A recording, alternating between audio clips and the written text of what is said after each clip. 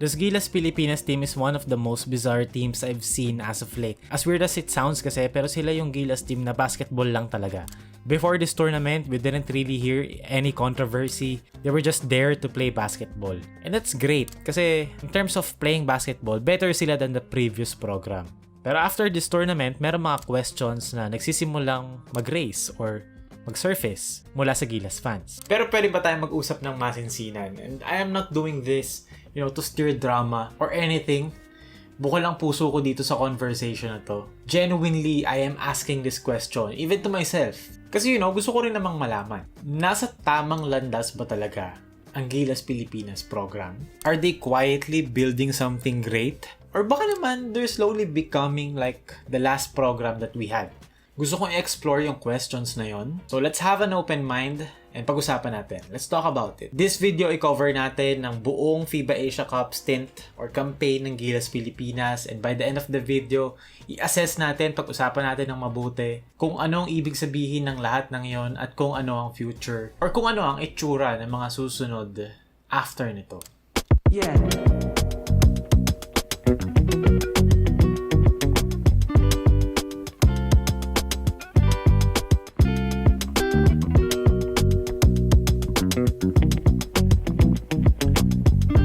Unang magiging kalaban ng Gilas sa FIBA Asia Cup ay ang Taipei. Sa huling pagkikita nilang dalawa, nabigo ang Gilas na manalo. This game against Taipei showed how important Kai Sotto is para sa Gilas team na to. The triangle offense looked predictable. Gilas committed 17 turnovers and was outscored by 12 points in the paint, which is very uncharacteristic para sa isang team na naka-triangle offense. Ngayon, fast forward to August, ngayong FIBA Asia Cup, wala pa rin si Kai Sotto. Pero hindi yun excuse. So how do the Gilas deal with this one? Well, it wasn't the start that the Gilas would have hoped for. Mula simula hanggang dulo, it was Chinese Taipei who were under control. Nag-backfire yung starting lineup na ginamit nila dito. Kasi for a solid 8 minutes, walang playmaking na nangyari. Outside of Justin Brownlee who straight up binuhat ang buong Gilas team for 2.5 quarters. But later on, Scottie Thompson and Dwight Ramos also stepped up. Scottie Thompson finished the game with 16 points, 7 rebounds, 5 assists, alongside Justin Brownlee's 19 points, 7 rebounds, and 2 assists sa 25 minutes na available siya maglaro. Pero ang talagang kwento ng laro na to ay si Kevin Kiambao, who was surprisingly out of the rotation until ma-fouled si Justin Brownlee.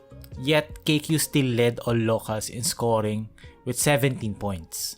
Despite Brownlee fouling out early in the third quarter, Gilas had some runs in them, pero laging may pamatay sunog ang Taipei. Lagi silang merong sagot. And Gilas never really closed the gap sa game na to, and they lost their opening game 87-95. After ng pagkatalo against Chinese Taipei, maraming Gilas fans ang nagtataka bakit parang okay naman yung performance ng players pero for some reason, parang hindi siya enough. Marami ang nagpo-point towards sa system at sa coaching and the decision of Coach Tim to bench KQ na first half. Sa buong program ni Coach Tim sa Gilas Pilipinas mula day 1, itong specific na moment na to, in my opinion, yung first time ko nakita na kine-question ng Gilas fans, yung system at yung coaching. And yung decisions. We don't know for sure, long term, pero nagsisimula ng ma-frustrate ng Gilas fans sa mga desisyon or sa mga nangyayari sa team. Yung sumunod na game, it was against New Zealand. Immediately, we saw an adjustment. Double bigs ang ginawa ng Gilas to start the game with Edu at the 4 and Junmar at the 5. As expected, Coach Tim tried to overcorrect yung last game. And ang resulta, blow-bys after blow-bys. Nag-struggle ang defense ng Gilas and they weren't able to keep New Zealand in front of them sa defensive end.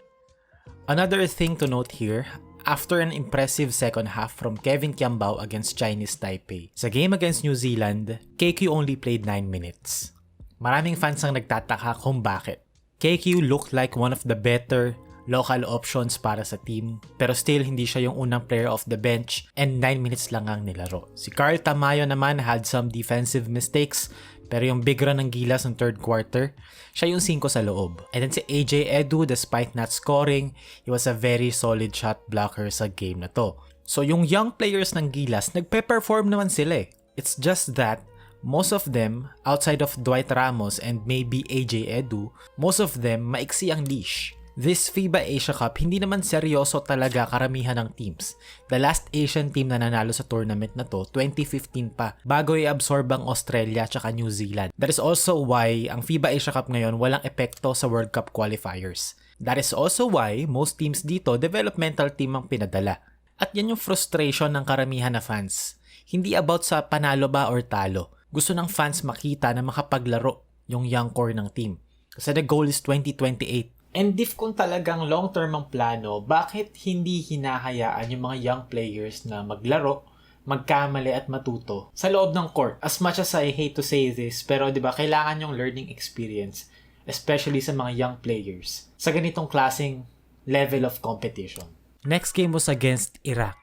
Yet another slow start for Gilas sa game na to. Pero sa second quarter, the lineup of Tamayo, Ramos, and KQ brought Gilas back in the game. Nanalo ang Gilas, it was a low-scoring game, and hindi siya convincing win but there were good signs that happened. Justin Brownlee struggled pero pinakita ni Dwight Ramos na kaya niya mag-step up. Gilas were down sa second quarter pero Team Cone trusted Carl Tamayo. Eventually became the game changer in the second quarter, and si Junmar Fajardo once again struggled defending pero the coaching staff were flexible enough to adjust and alisin si Junmar sa lineup. Kevin Kiambao played well sa unang dalawang laro. He got 14 minutes sa game na to. These are good signs na, to be honest, ito lang naman yung hinihiling ng fans. After this win, Gilas advanced para sa qualification game against Saudi for a chance para makapasok ng quarters. Sumunod na laro, it was against Saudi. So must-win game to for Gilas kasi pag nanalo sila, qualified sila sa quarterfinals against Australia.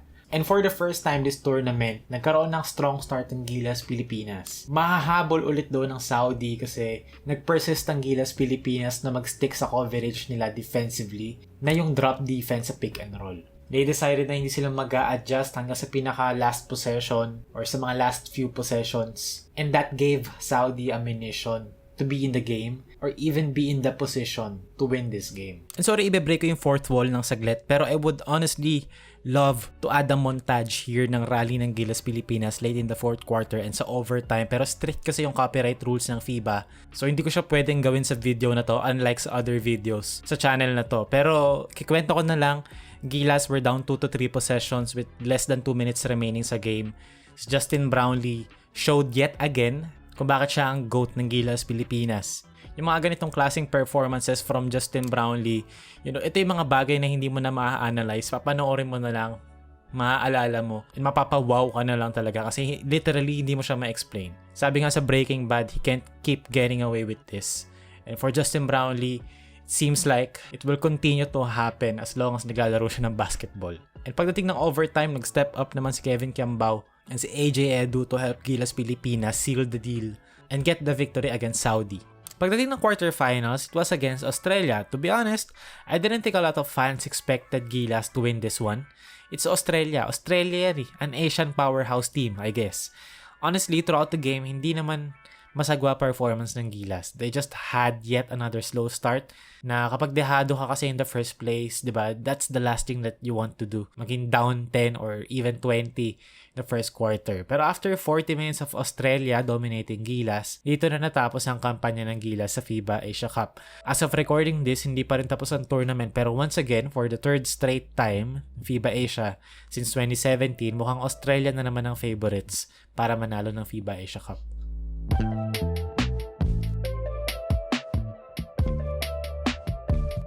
Now sa portion na to ng video, let's sit down at pag-usapan natin yung performance ng Gilas Pilipinas. Actually, nag-ready ako ng pointers tsaka ng stats na pag-uusapan natin dito.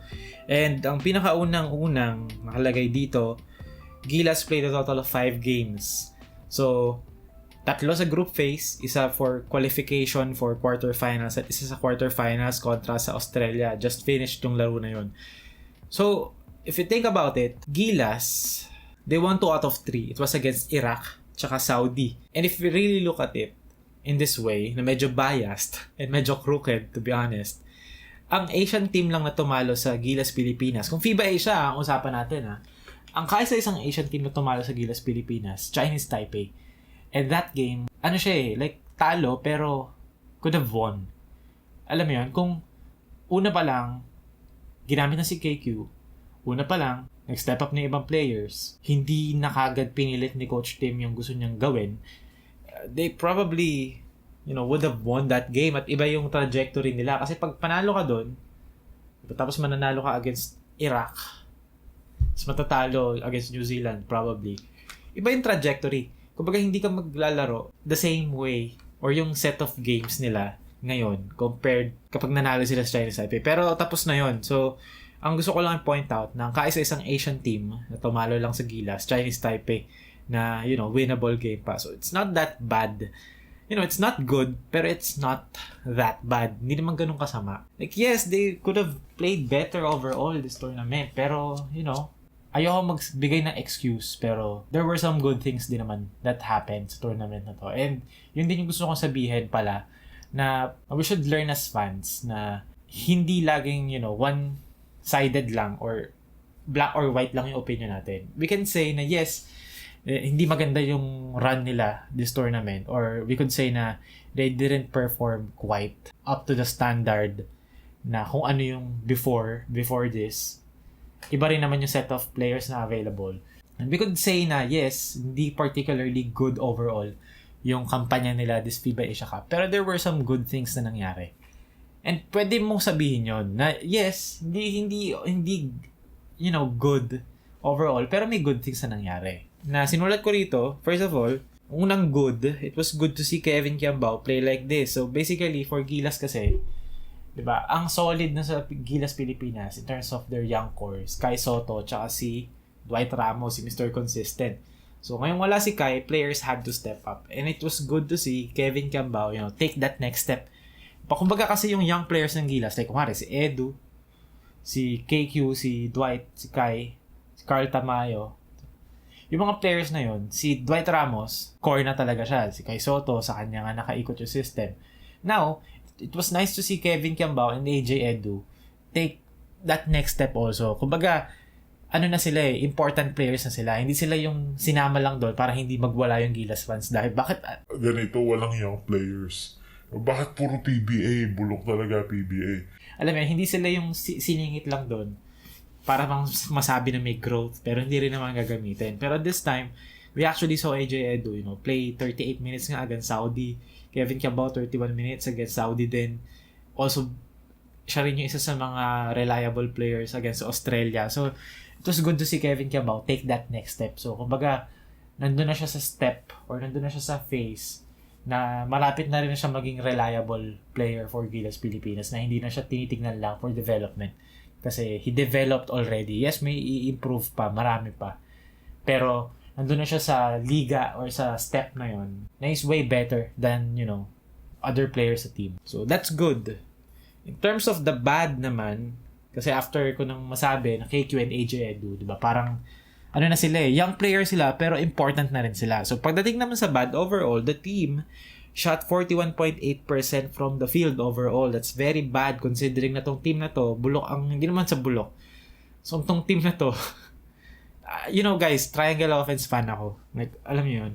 Pero hindi ko kaya i-defend itong offense na to ngayon kasi even do sa kabilang team na letter G din ang nagsisimula ang letter, it's not working anymore. So, anyway, ang gusto ko lang naman sabihin na they shot 42% from the field considering na yung offense sila prehistoric at pinaprioritize ang 2 points sa paint. Kahit na ganun, di ba, bababa pa rin yung percentage. So, what's the point? Anyway, the average 19.2 assists naman, which is top 8 buong tournament.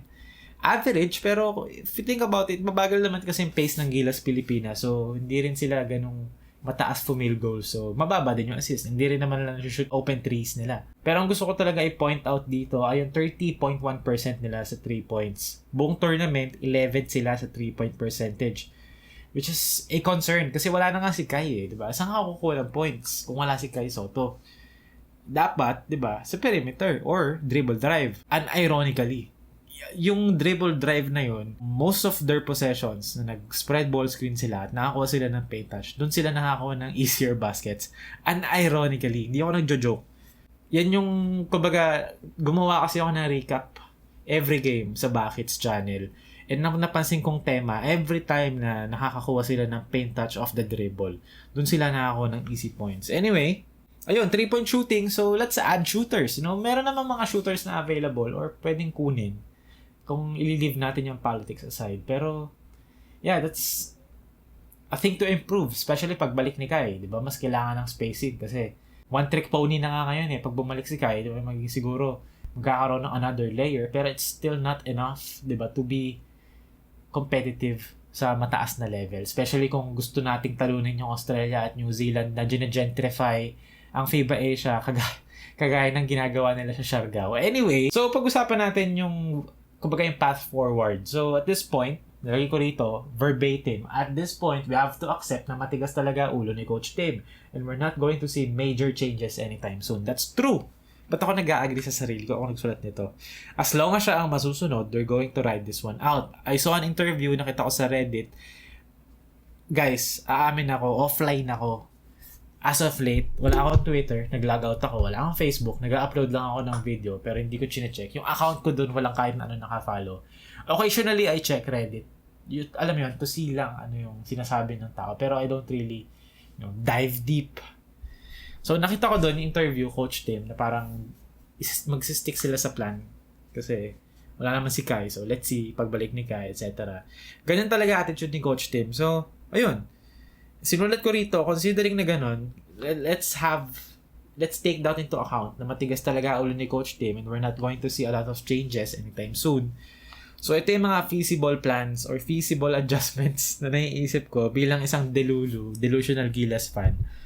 So, in my opinion, first of all, pag-uwi nila, mag-meeting sila kay Delta Pineda. Let's find a way para maipasok si Justin Baltazar sa lineup na to. And maybe Jordan Heading from TNT. Hindi maybe, actually, kailangan si Heading sa team. Pero speaking of Justin Baltazar, we saw sa tournament na to how unreliable Junmar Fajardo is sa ganitong klaseng stage of basketball. Sa international stage, ganitong standard. And ayoko sabihin to kasi gusto ko si Junmar as a player. Pero pagdating sa ganitong klaseng competitions, sobrang obsolete ng laro ni Junmar. It does more harm than good for Gilas Pilipinas. Maybe we keep Junmar Fajardo, we take out somebody else. And I would honestly love to see Justin Baltazar once again in a Gilas jersey. Try lang, tignan lang natin. Kasi if we think about it, okay, sa Ginebra may Troy Rosario, Team Cone. And Justin Baltazar is basically Troy Rosario supercharged version. So, it fits well sa gusto nilang gawin. Kasi gusto nila mag-double big, di ba? Pinipilit nila yung Edo at the 4, Junmar at the 5. If we get Balti, hindi naman ako kasali. If they get Balti, di ba? They afford to run double bigs. Hindi kasi laki ni Junmar, pero still, long enough. 6'10 pa rin naman si Edu, 6'7 pa rin naman si Balti. Long enough to be a presence, pero you don't give up that, disadvantage na talagang pag nakita ng kalaban, talagang inaatake. So, yun. Those are my players na, isettle na muna natin kung anong pinag-aawayan or kung merong mga beef, whatever, politics na meron doon. Pero, yes, overall, this Gilas team, di naman ako nawalan ng faith sa ginagawa ng program. Di naman ako nawalan ng, tiwala. I still believe, I still see, the way forward, the path forward for them, which is, better than the last one. Pero, kailangan mo rin mag-adjust kasi sabi ko nga sa previous video ko, or kung anumang video, wala na akong concept of time kasi puyat na ako lagi. Na pag paulit-ulit mong ginagawa isang bagay, yun yung insanity and you're expecting different results. So, let's expect change. Kahit minor lang, di ba? Let's tweak things. Tingnan natin.